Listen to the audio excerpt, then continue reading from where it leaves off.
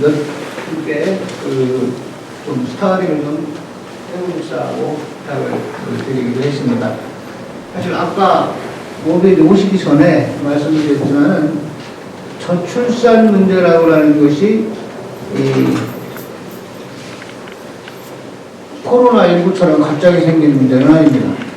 이 저출산 문제는 사실 우리가 80년대, 7, 80년대에 전혀 예상을 하지 못했던 사회 현상입니다. 그래서 이 저출산 문제에 대한 어떤 극복 방안들은 지금으로 보면은 물론 뭐 여러 가지 단기적인 정책들이 필요하겠지만 제가 볼 때는 좀 이제 중장기적인 정책이 필요하지 않을까. 어떤 이 사회 인식 변화라든가 뭐 이런 것들이 필요한 것 같은데 현재까지 있는 정부가 소위 문재인 정부 제4차 저출산 대책을 보면은 대부분 단기 대책들에 머물고 있는 것 같아요. 그런 부분에 대해서 우리 누가 먼저 하실래요? 이정수 대변인 먼저 하실래요? 예, 제가 먼저. 마이크 드릴까요? 저는 괜찮습니다. 네, 아까 서구에도 됩니다. 마이크. 예, 마이크. 네, 저는 충남 서산 출신 청년 대변인 이정수입니다. 먼저 이렇게 귀하고 뜻깊은 자리를 마련해 주신 우리 이명우 단장님 비롯한 또 우리 중앙에서 이렇게 멀리서 오셨는데요. 너무 감사드리고 또 대변인 청년 대변인 분들께 또 영광이라는 말씀과 또 감사하는 말씀 좀 동시에 드리겠습니다. 저출산 문제 저도 좀 심각하게 생각을 했었는데요.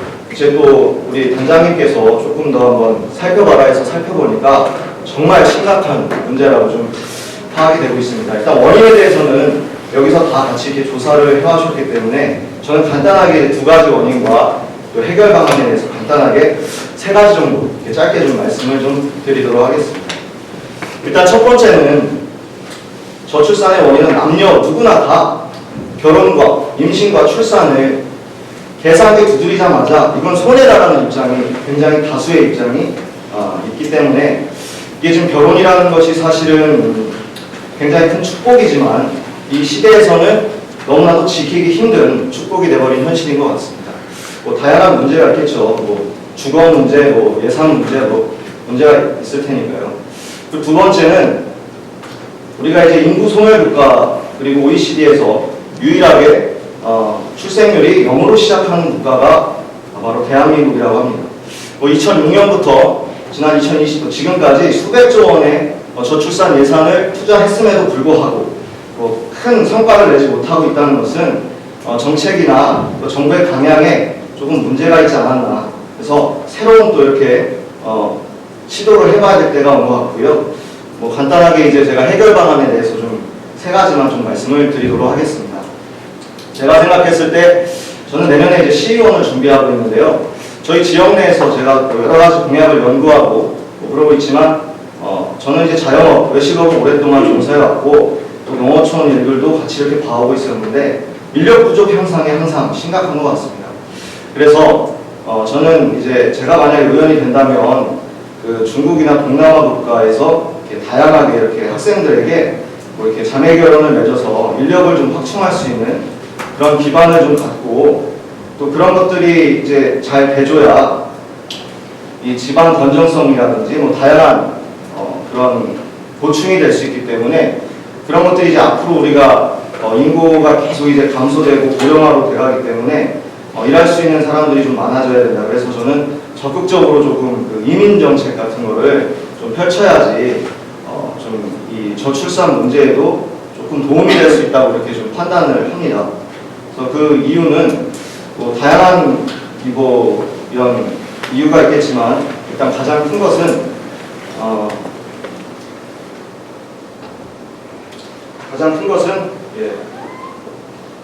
처음이다 보니까 조금 다시 얘기하는 것 중에 네, 근데 아무튼 전 이민 그런 정책을 좀 적극적으로 좀 펼쳐야 된다 이런 부분이라며 두 번째는 이제 저희가 결혼을 하게 되면 공사무소에 혼인신고라는 그런 걸 하지 않습니까? 그때부터 이제 그 지방이나 국가에서 결혼에 대한 어떤 그 교육, 그리고 뭐 임신을 했을 때, 출산을 했을 때 어떤 그런 좋은 교육들, 예를 들어 제가 외식업을 하면 소방안전교육이라든지 위생교육이라든지 이런 것들을 프로그램을 좀 강제적으로 좀 듣고 있거든요.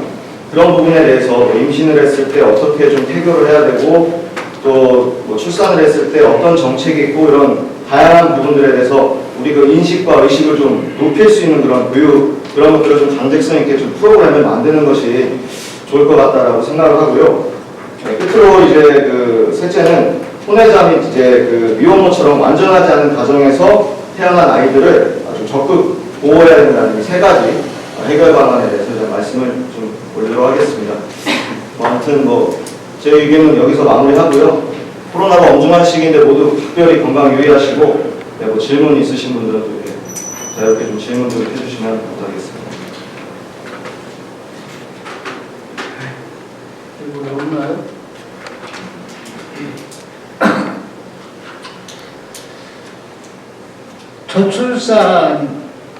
저출산이라고 하는 거에 지금 저 기존에 있는 것과는 좀 다른 이민 정책 또 그다음에 저희 이혼모 문제 이런 것들은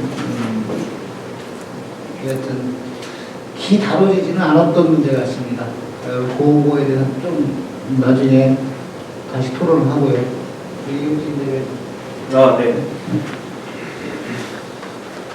네, 인사말을 아까 드려서 바로 내용에 대한 말씀을 드리도록 하겠습니다. 앞에서 우리 이정수 청년 대변인님 말씀 잘 하셨고 저랑 중복되는 내용이 있어서 그 내용 빼고 말씀드리겠습니다. 저는 사실 저출산에 대한 문제를 어떻게 생각을 하냐면 이게 어떤 우리가 돈을 많이 준다고 어떤 재원을 많이 마련해 준다고 해서 사람들이 갑자기 돈을 준다고 결혼을 하거나 돈을 많이 준다고 애를 낳는다고 생각을 하지는 않고 이게 지금 사회적 가치관이 많이 변화했기 때문에 개인의 삶과 개인의 직업에 대한 가치관을 더 높게 평가하다 보니까 아이들에 대한 출산에 대한 고민들을 하는 것 같습니다. 사실 저희가 출산율이 높아지려면 출산이라는 것은 결국 아빠와 엄마가 만나서 애를 낳는데 이게 동률이 되려면 2명을 낳아야 사실 인구수에 대한 감소가 없거든요. 그러려면 인구수를 증가를 시키려면 3명을 낳아야지 사실 인구수가 늘어나게 되는데 사실 요즘 시대의 젊은 사람들한테 애를 셋을 낳으라고 하면은 많다라는 생각을 갖는 겁니다. 가치관이 변해있기 때문에. 둘을 낳는 부모들도 있고 하나만 낳아서 잘 키우자라고 저희가 사회적으로 캠페인했었던 시절도 있습니다. 그래서 국민적인 공익성 캠페인이 그때 당시에 상당히 많았었고 우리가 많이 낳지 말자, 대한민국 좁다라고 했을 정도로 출산율이 너무 많다 보니까 그 부분을 완화시키는 정책들도 많이 했고 캠페인도 많이 했습니다. 그러면 지금 이 시점에서 저희가 좀 필요한 거는 이게 실효적 효과가 있을지 없을지를 벗어나서 공익적인 캠페인이 좀 많이 있어야 됩니다. 우리가 시라브로처럼 스며드는 사람들의 국민적 인지가 좀 필요하다. 그런 말씀을 좀 드리고요. 지금 이제 3포 시대를 거쳐서 젊은 사람들이 M4라고 합니다. 더 이상 넘버를 지정할 수 없을 정도로 많은 것들을 포기하고 살고 있기 때문에 우리 M4 세대들을 위한 여러 가지 사회적 서비스를 조금 더 보완을 해줘야 되는데 실질적인 실효가 없다 하더라도 주거에 대한 마련이 분명히 필요하고요. 이 주거 마련에 있어서 사실 어떤 부분을 좀 검토하고 저희가 모니터링할 필요가 있냐면 임대주택 같은 경우를 보면 저는 이제 임대주택에 살고 있는데 임대아파트에 살고 있는데 실질적으로 임대아파트에 살아야 될 사람들이 살기보다는 법적 테두리를 벗어나서 편법적으로 외제차를 끌고 있으면서도 좋은 차량을 갖고 있고 재산이 있음에도 불구하고 편법적으로 저희가 임대아파트에 사는 사람들이 많습니다. 그런 것에 대한 정부에서 정확한 모니터링이 필요하다라는 말씀을 드리고 싶고요. 그 다음에 이제 그 해외 이주민 아까 말씀하셨는데 저희가 해외 이주민들이 이제는 저희 대한민국도 글로벌 시대가 돼야 되는 국민적 사회적 합의가 좀 필요하다고 보는데 저희 이제 논산 같은 이런 고농 복합도시 같은 경우는 인구수가 줄어듦에도 불구하고 사회적 경제활동을 하는 시장을 가보면 대부분 해외 이주민들이 와서 경제활동을 해주고 있습니다. 그들의 자녀들이 뛰어다니고 근데 사실 저희가 보는 해외 이주민들에 대한 인지가 사실 이제 부정적인 게 사실입니다. 만약에 저희 논산에 미국에서 오는 사람들이 있다, 혹은 프랑스에서, 혹은 이탈리아에서 왔다는 사람들이 있으면 저희 사람들이, 대한민국 사람들은 환영해주고 내가 먼저 말 걸어보려고 하고 어떻게든 친해지려고 하는 어떤 국가적인 이미지가 있는데, 사실 우리나라에 와서 일하고 있는 사람들 대부분 동남아시아나 러시아, 태국, 필리핀 친구들이 많습니다. 그 친구들은 사실 대한민국에 와서 많은 경제활동을 하면서 우리 대한민국에 정착을 하고 싶어하는 사람들이 많습니다. 근데 우리가 그것에 대한 그들을 너무 배타적으로 생각할 게 아니라 이제는 대한민국도 글로벌 시대가 됐고 다문화 가정의 수가 점점 늘어나고 있는 추세입니다. 그리고 이 다문화를 통해서 나온 또 좋은 직업이라든가 부귀선양을 하고 있는 사람들도 많이 있고 스포츠 스타들도 있습니다. 그런 것들을 고려해 봤을 때 우리는 사회적 합의나 국민적 동의를 통해서 이제 글로벌 시대로 가는 단계를 밟아 나가야 된다. 그러기 위해서는 또 그들이 영주권을 취득하는 부분도 수월해야 된다라는 말씀을 드리고 싶습니다. 제가 아까 오는 중에 검색을 좀 해보니까 우리 대한민국으로 영주권을 얻으려면 상당히 어려운 절차들이 많습니다. 저는 이제 예외적으로 보니까 한국어 능력 시험이 2급 이상의 시험을 취득해야 되는데 우리 한국 사람들도 한국어 시험 보면은 그 정도 취득하기가 상당히 어렵습니다. 그래서 그런 것들에 대한 어떤 완화가 좀 필요할 수도 있겠다라는 말씀을 드리고, 입양에 대한 부분까지 말씀드리고 이제 정리하도록 하겠습니다. 저희가 이제 입양에 관한 부분을 조금 제가 들여다보니까 저희가 국내 입양과 해외 입양이 있는데 해외 입양되는 수가 국내 입양되는 수보다 조금 더 많습니다. 근데 국내에서 우리 아이들을 입양하려고 하는 지원자들의 수는 해외 입양을 원하는 사람들보다 더 많습니다. 근데 국내에서 입양을 하는 절차가 너무 까다롭습니다. 물론 입양을 하는 부분은 다른 나랑 어떤 핏줄로서 연결되어 있지 않은 자녀를 내가 입양을 함으로써 가족이 되는 과정이라 절차가 까다롭고 좀 복잡할 필요는 있겠죠. 하지만 우리가 이걸 좀 완화하고 계속 모니터링하고 철저한 감시를 한다면 정인이 사태까지는 벌어지지 않도록 우리가 잘 감시한다면 국내 입양을 조금 더 돈독히 하고 조금 더 두텁게 해서 해외 입양으로 나가는 우리의 인적 풀을 국내로 조금 가둬두는 그런 제도가 좀 입법화됐으면 좋겠다. 제도가 조금 보완 수정이 될 필요가 있다라는 말씀을 드립니다. 그리고 저희 김성주 대변인님이 지금 저희 지역에서 요양원을 하시는데 주연한 셋도 같이 하시는데 좋은 아이디어가 있는 것 같아서 제가 같이 말씀드리도록 하겠습니다. 저희가 이제 요양 중에는 노인 돌봄이라는 제도가 있는데 노인 돌봄 중에서도 가족 요양이라는 제도가 있습니다. 뭐냐면 내 가족을 내가 요양을 하면 정부에서 돈을 줍니다. 시간당 11,000원이라고 제가 아까 저희 대변인님한테 들었는데 그게 한 달로 따지면 한 60만 원에서 70만 원 정도 되는 금액이 되더라고요. 이제는 저희가 이제 가족 돌봄도 같은 개념, 가족 요양의 개념에서 우리 아이들을 케어해 줄 수 있는 가족 돌봄 서비스가 좀 제공이 됐으면 좋겠다. 그래서 우리 아이들을 기르고 키우고, 왜냐면 부모들이 요즘은 다 맞벌이 시대이기 때문에 아이들을 케어할 수 있는 부분들이 필요한데, 물론 뭐 어린이집이라든가 유치원이 있겠지만 더 어린 아이들은 가족 돌봄, 가족의 손길이 더 필요하거든요. 그래서 아이들을 위한 가족 요양에서 가족 돌봄이라는 제도가 생기면 내 자녀들을 요즘에 이제 부모님들한테 애를 맡기는 것도 상당히 꺼려하시고 사실 실질적으로 부모 자식 간에 돈이 오고 가는 경우들이 많으니 그거를 국가에서 꼭 어르신들을 위한 가족 요양뿐만 아니라 애들을 위한 가족 돌봄 서비스를 제공해 준다고 하면 그것도 애를 낳고 기르는데 많이 보완이 되는 제도가 될 것 같습니다. 네, 이 정도로 말을 하고 내용을 가능하도록 하겠습니다. 감사합니다. 자, 다음은 우리 기혼자, 여성 기혼자죠. 여성 기혼자. 안녕하십니까, 이주원입니다. 아까 인사드렸죠. 제가 아까 이정승님과 이호진님의 말씀 너무 잘 들었고요. 공감하는 부분을 저도 생략을 하도록 하겠습니다. 저희 딸이 99년생으로 23살이에요. 저도 24살에 결혼을 해서 5에 애를 낳았는데 이 얘기를 왜 하냐면 본인의 꿈이 현모양처예요. 우리 딸은. 그래서 빨리 시집을 가서 자기도 평생 자기 자식한테 젊은 엄마이고 싶대요. 그런데 우리 애기가 23살짜리가 결혼을 하고 싶다 하면 결혼할 남자가 있어야 되잖아요. 그럼 뭐 어바웃 위로 뭐 아래로까지 생각을 안 한다고 해도 이제 군대 갔다 온 남자가 치면 25, 6, 7, 요 친구들이 결혼할 생각이 없는 거죠. 그러니까 우리 애기가 특별하게 모질하지 않지만 결혼할 남자가 없어요, 주변에. 왜 그럼 그 친구들은 결혼 생각을 안 할까요? 제가 생각하기에는 직장이 없어요. 집도 없고 우리나라는 어쩔 수 없이 남자가 집을 구하고 솔직히 여자가 그 집 안을 채우지 않습니까? 근데 뭐 그런 얘기는 뭐 차치하더라도 양질의 직장을 못 구한 20대 청년이 없기 때문에 결혼을 꿈꾸는 20대 여성이 결혼을 할 수가 없더라고요.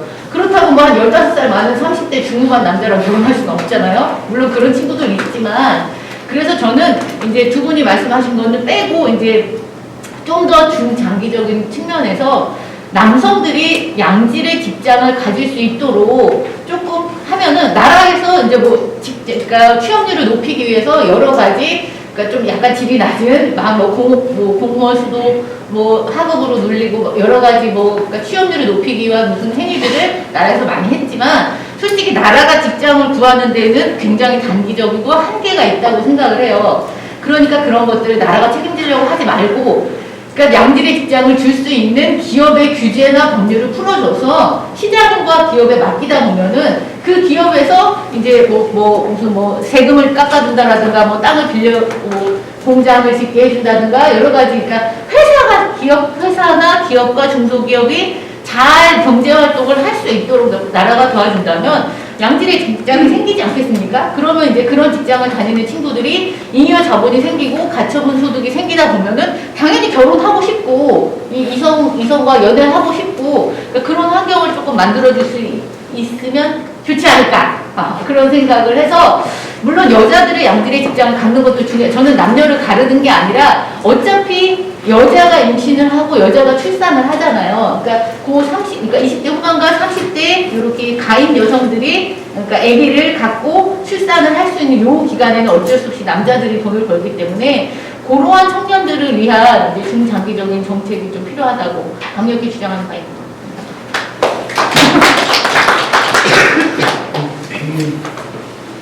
네, 뭐 질문요? 아니, 김은아 위원장님. 나는 우리 이시원 대변인 미혼으로서 결혼을 바라보는 거에 대해서 말씀해주세요. 저출산 문제를 해결하기 위해서 몇 가지 방안을 준비했어요. 제가 왜 이렇게 크게 할 줄 몰라서 너무 떨리는데 좀 양해 부탁드립니다. 네. 정부가 지난 이제 2002년부터 15년 이상에 걸쳐서 이제 저출산 문제를 해결하기 위해서 150조 원 정도의 출산 지원금을 이제 투입하고 있다고 들었습니다. 그럼에도 불구하고 점점 갈수록 출산율이 낮아지고 있는데요. 정부에서 출산 장려를 위해 여러 가지 부조금 혜택을 제공한다면서 1, 20만 원 양육당, 산후조리비 50만 원 이런 지원 정책들을 준비하고 있는데 지금 당장 1, 20만 원 돈이 없어서 애를 못 낳는 게 아니거든요. 그래서 저는 출산율을 높이려면 단순히 현금 지원보다는 청년들의 안정적인 취업과 주거 문제가 해결해야 된다고 생각합니다. 그래서 저출산의 근본적인 원인은 경제 악화라고 생각합니다.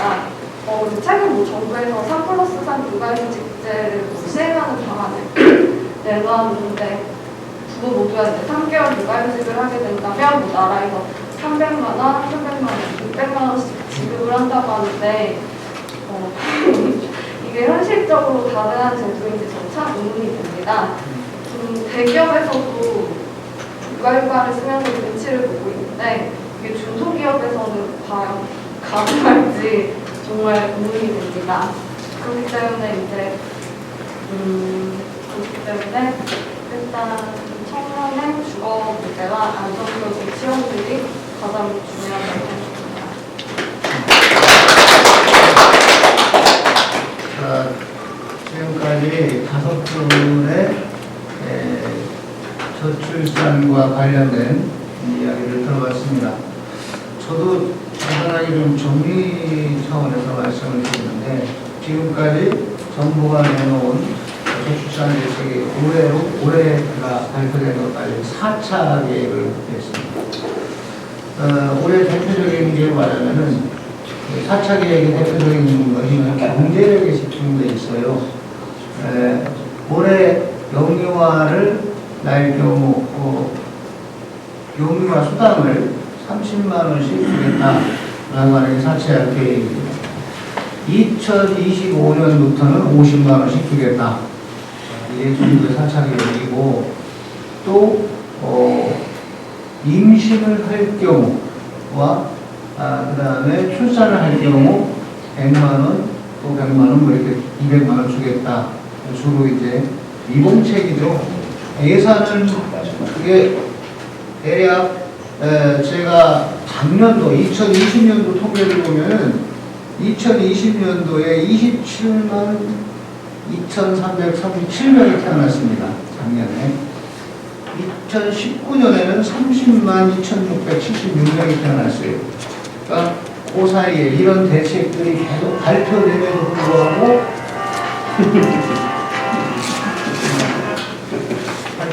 불구하고 죄송합니다.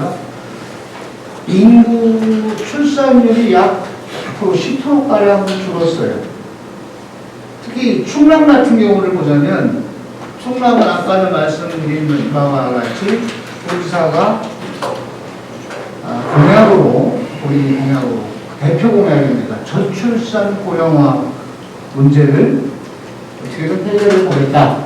이렇게 말을 했어요. 2020년도 충남도의 총 출생아 수가 11,950명입니다. 그런데 이거는 그 전해에 비해서 9.7% 감소하는 겁니다. 우리나라의 소위 합계 출산율이라고 하죠. 합계 출산율은 15세부터 49세까지 여성이 출산할 경우인데, 이 합계 출산율이 우리나라가 지금 0.84%, 2020년 기준입니다. 84%로 됩니다. 어떤 통계는 0.92%라고 합니다. 이 충남의 경우 이게 1.03% 정도 됩니다. 2020년 기준으로 해서. 그런데 우리가 초저출산 기준이 얼마냐? 1.3입니다. 그러니까 초저출산 기준에도 한참 못 미치고, OECD 기준은 1.5입니다. 그러면 우리 대한민국의 출산율은 OECD 기준의 약 60% 수준밖에 안 되는 겁니다. 출산율에서. 그러니까 우리가 세계 최저 출산국이라고 하는 무명 아닌 무명을 쓰고 있는 거죠. 이 원인들을 정부가 이거에 대한 원인들을 본 것이 대략 6가지 정도로 봤습니다. 첫 번째가 경제적인 문제, 젊은 층에 대한 자립 지원이 부족하다. 두 번째, 이 젊은 층이 결혼하기 위해서 필요한 주택이 부족하다. 세 번째, 여성의 사회 진출에 따른 출산 기피 현상이 심화되고 있다. 그리고 그 다음에 출산 후 출산을 하고자 유도할 수 있는 유도책이 부족하다. 또 하나는 출산을 할 경우에 대한 인센티브가 없다. 그리고 마지막으로 이 육아와 관련돼서 남성과 여성 간의 차별이 있다. 우리 뒤에 원래 오늘 경력 단절 여성 문제까지 하려고 했는데 이 뒷부분 뒤에 세 가지 경력 단절 여성과의 관련된 문제들인 것 같습니다. 이처럼 이미 정부는 여러 가지 원인은 알고 있는데 이 대책을 지금까지 4차에 걸쳐서 대책을 내놨습니다만 효과적이지 못했어요. 그렇다면 지금 정부가 제1로 추진하고 있는 것은 경제적 지원입니다. 저출산 문제를 해결하기 위해서 정부가 2020년 같은 경우에 어느 정도 20조 원을 투자했습니다. 그런데 효과는 많이 났어요. 20조 원이라고 하면 R&D, 우리나라 작년도 R&D 예산이 전체 얼마냐면 23조 원 정도 됩니다.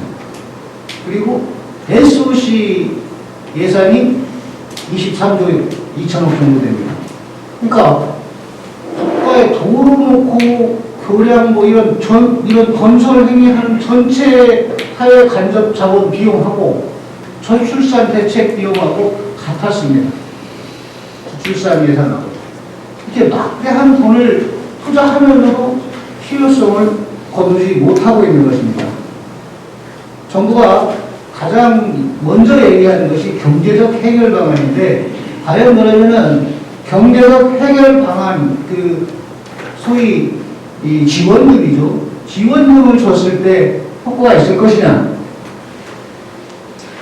세계에서 지원금을 가장 많이 받는, 출산에 관해서 만든 국가가 그리스입니다. 근데 그리스의 출산율이 1.3 정도 돼요. 초저 출산율을 저기요. 그리고 그럼 보육에 대한 SOC가 부족하다. 이걸 늘려야 된다. 정부가 물론 그것도 바람직한 거긴 합니다만, 향후 정부의 국공립 유치원 보급률을, 취업률을 50%까지 올린다고 합니다. 국공립 유치원 취업을 하면 아무래도 일반 사립 유치원에 비해서 여러 가지 혜택, 지금 경제적 부담, 경감 이런 문제가 있겠죠. 그런데 과연 그것만 봐도 될 것이냐? 가장 국공립 유치원 취업률이 높은 나라가 캐나다인데, 캐나다도 역시 출산율이 1.4%입니다. 그러니까 OECD 기준이 1.56인데 평균이, OECD 기준이면 평균치가, 그리고 세계 초저출산 점이 1.3인데 대략 그러한 정책들이 그 수준에 머무르고 있다는 겁니다. 과거 우리가 1970년대 출산율이 4.7였습니다. 80년대 2.8 정도 됩니다. 지금 우리는 0.8 시대에 살고 있는 겁니다. 그래서 과연 이 경제적 지원, 물론 해줘야 되겠죠. 경제적 지원, 또 이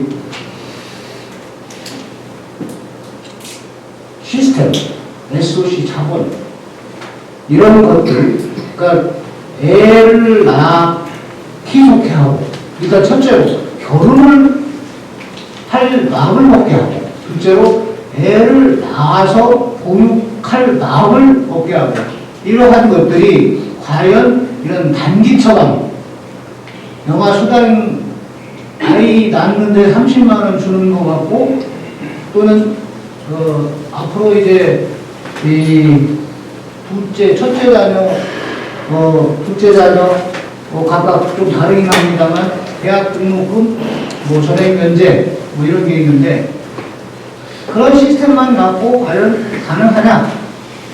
그런 시스템을 갖췄음에도 불구하고 출산율이 늘지 않는다 라고 하는 문제는, 이건 인식의 전환이 필요한 시점이라고 봅니다. 별로 우리가 말 그대로 1970년대, 80년대에 둘만 낳아 잘 기르자 이런 얘기를 했어요. 그런데 요즘 뭐라 그래요? 요즘은 그나마 하나라도 난 사람한테 나도 자매 형제를 갖고 싶어요. 이런 모토로 홍보를 합니다.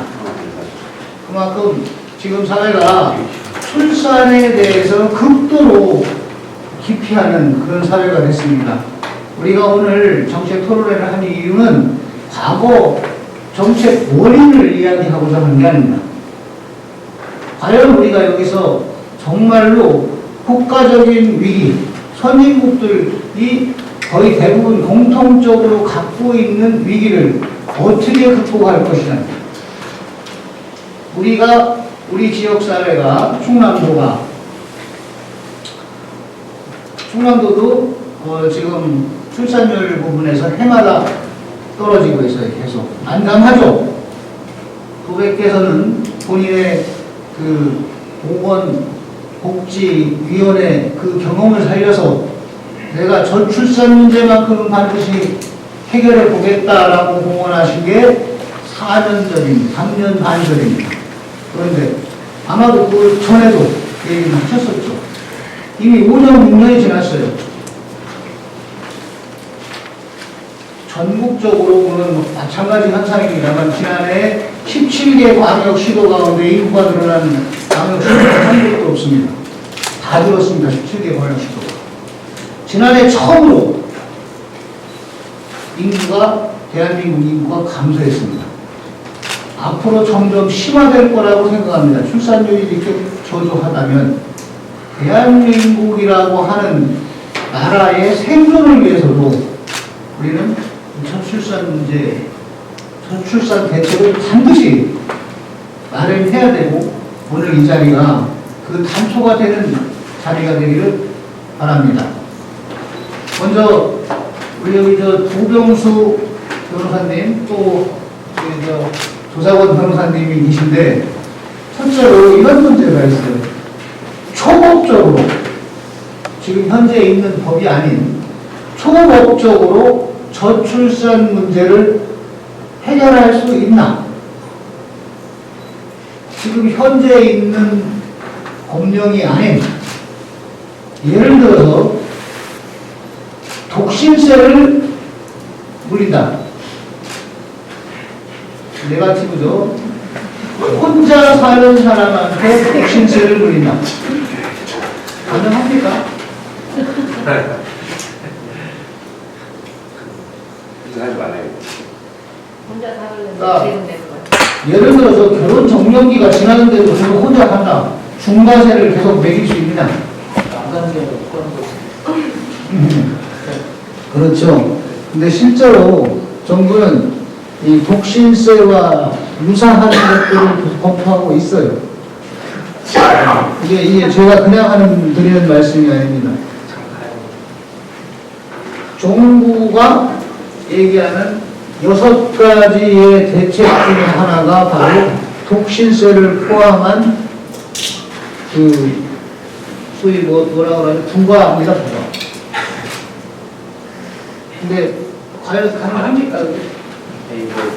결혼을 했을 때 현재도 뭔가 혜택을 주는 부양가족이 있을 때 세금적으로 혜택을 주는 거는 있는 걸로 알고 있지만 결혼을 안 했다고 독신세를 물린다 이거는 그 개인의 기본적인 자유를 침해하는 굉장히 공산주의 국가적인 생각이라고 생각합니다.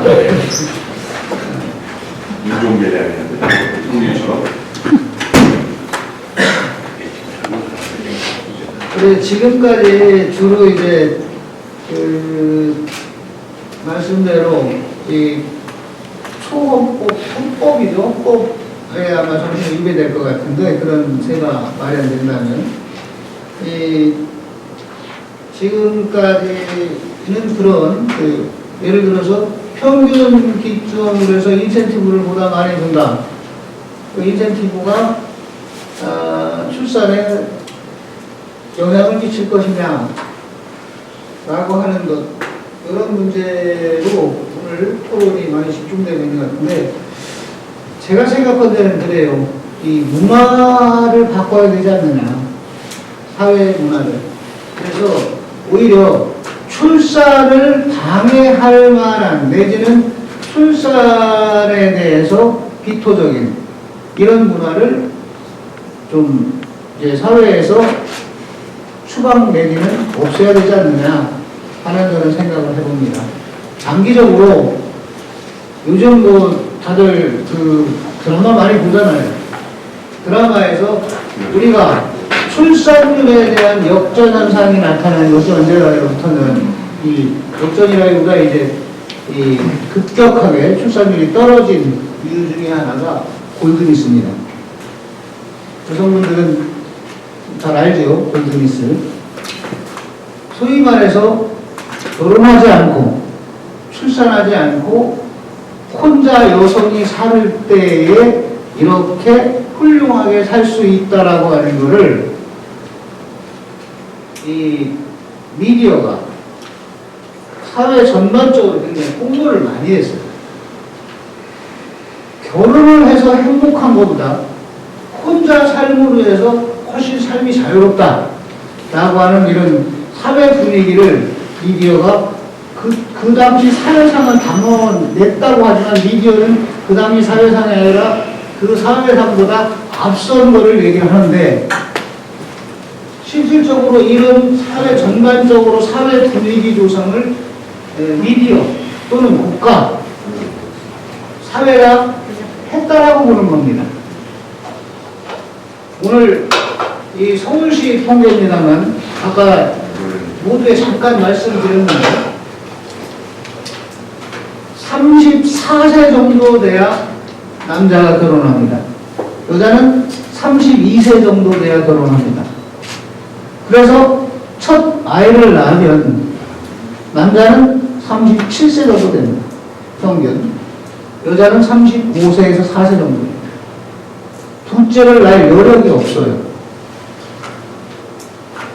두 번째로 능력치가 떨어지는 거니까 인체적으로, 신체적으로 위험 부담도 본인들이 있다고 생각을 하는 거고 이런 쉽게 얘기하면 만원제도에 대한 어떤 또 조급으로 가자고 하는 건 아니지만 너무나 늦은 만원에 대한 것들을 따를 수 있는 것. 아까 우리 이지원 위원장님께서 말씀하신 대로 23살 먹은 딸도 시집가서 훌륭하게 살 수 있다라고 하는 사회적 분위기를 만드는 게 더 중요하지 않을까. 돈 30만 원 주는 것보다.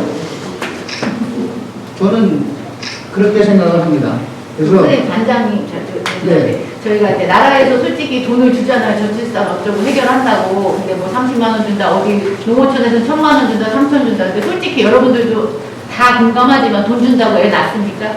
제 생각에는 3,000, 5,000 줘도 그 돈 안 받고 애 안 낳아요. 그러면 이제 젊은 친구들이 많이 있지만 만약에 이원재님 이혼이시죠. 나라에서 너 결혼해서 애 낳으면 돈 줄 거야. 그러면 이게 얼마를 주면 날 것 같아요? 이 정도면 내가 진짜 다 포기하고 나라를 위해서 애만 놓겠다 하는. 아니 그 액수가 난 진짜 궁금해. 한 10억? 이거 10억? 진짜 10억 준다면 내가 그러니까 나라에서 근데 10억씩 안 줄 거잖아요. 안 줘요. 그러니까 너무 답답하지 않습니까? 이슈가 해결이 돼야 그죠? 그게 돈으로 해결할 수 있는 이게 돈을 근데 자꾸 나라에서 돈으로 하려고 그러잖아요. 그러니까 이 그럼 얼마만이든 줘도 안 나요. 5천 대답을 안 나와. 이런 사람한테 만나는 거예요. 그러니까 톡톡 지금만 받아서 네.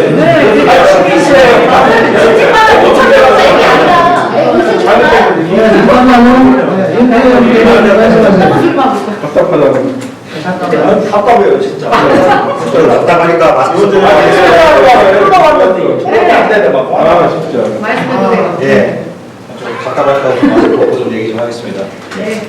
제가 그 단장님한테 저출산 및 여성 경력 단절이라는 그 주제를 문자로 받았는데 상당히 어려운 그 주제 아닙니까? 맞습니다. 그런데 좀 교통정리를 할 필요가 있는데 정확히 얘기하면 저출산 극복 대책이죠. 저출산을 극복하기 위한 아젠다, 정책이 뭐냐를 지금 고민을 하려고 좀 하는데 물론 여성 경력 단절 같은 경우는 이 저출산을 발생시킨 한 가지 요인일 뿐이겠죠.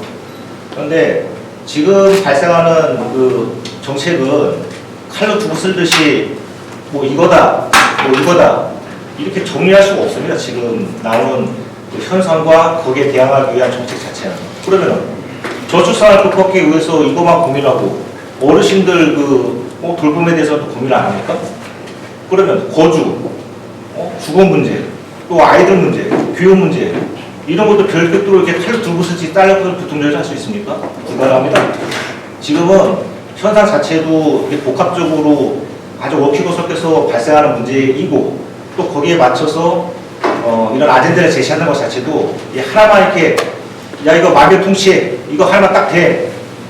제가 봐서는 지금 그 시대에 안 맞습니다. 안 맞고 가장 좋은 것은 이런 것을 상호 융합을 시켜서 상생시킬 수 있는 너도 조금 더 낫고 이것도 조금 낫게 할 수 있는 상쇄시킬 수 있는 방안을 고민하는 것이 최선이라고 생각합니다. 그래서 우선 이 타이틀을 받았으니까 제 깐에는 좀 한번 발을 좀 움직여봤습니다. 모두 답은 현장이지 않겠습니까? 제 고향이 천양인데 그래서 우선 한번 시내 가봤습니다. 여기 우리 동네에서는 아이 낳으면은 어디 가서 낳으면요? 낳죠? 청양군에 산부인과가 없어요. 네. 아 그러면 우리 저 누님한테 누나 그럼 여기서 애 낳으면 어떻게 해요? 대처가서 낳아야지. 아니면 뭐 홍성 오리온 가야지. 야 진짜 심각하긴 심각하구나. 애를 가져도 애 낳을 곳이 없네. 네. 심각하다는 거 제가 직접적으로 인지를 했고요. 저도 이제 대학교 2학년 다니는 딸이 있는데 물어봤죠. 야 너네들은 왜 결혼 안 하려고 그래? 왜 아예 안 낳으려고 그래? 아빠 겁나서 싫어요. 뭐가 겁나? 돈도 없잖아요. 집도 없잖아요. 낳아요? 어떻게 키워요? 이 답변, 겁난다는 그 답변에 모든 그 문제점이 다 있는 겁니다. 다 언급하셨죠? 집 문제, 주거 문제, 또 그 아이들 그 취업, 직장 문제, 또 이 여건을 마련해주기 위해서 어르신들, 또 아이들 하는 요양케어 문제, 돌봄 문제, 또 육아 지원 문제, 보호 문제 다 마찬가지입니다. 그렇다고 지금 정부가 아무것도 안 합니까? 지금 다들 말씀하셨듯이 이 출산, 저출산 극복하기 위해서 6가지 그 기본 기조를 제출해서 하고 있습니다. 예? 뭐 지원금도 준다, 뭐 청년들한테 어떻게 해준다 하고 있죠. 가장 근본적인 문제는 지금 하고 있는 정책도 신뢰를 못하는 겁니다. 젊은 사람들이 이거 다자 그 뭐죠? 오 회장님 말씀하셨죠? 너 그 돈 줄 테니까 나할래? 안 나. 안 받아? 안 받고 안 나는 게 낫죠. 안 믿는 거죠, 그러니까. 지금 뭐 지원금을 준다, 뭐 집 여건을 어떻게 해주겠다. 근본적으로 신뢰를 안 한다는 게 더 큰 문제라는 걸 제가 아주 절실하게 깨달았고요.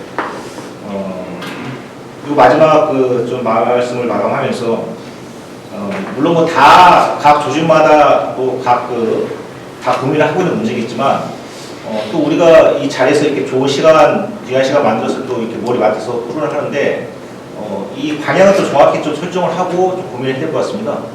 중앙에서 하고 있는 이 저출산 극복 조치에 대해서 과연 우리 충남도에서는 거기에 맞춰서 아니면 호응해서 반대해서 지원해서 뭘 더 해줘야 될 것인가를 고민할 것인지 아니면 우리 충남도 내에서 자체에서 이 저출산을 극복하기 위해서 무슨 독특한 방법이 있을까 이것을 고민할 것인지 우선 이거 좀 교통정리를 하고 좀 정확하게 그래도 고민을 하고 토론을 했으면은 뭐 이렇게 손에 잡히는 이런 걸 좀 얻을 수 있게끔 시간을 썼으면 좋겠습니다. 이상입니다.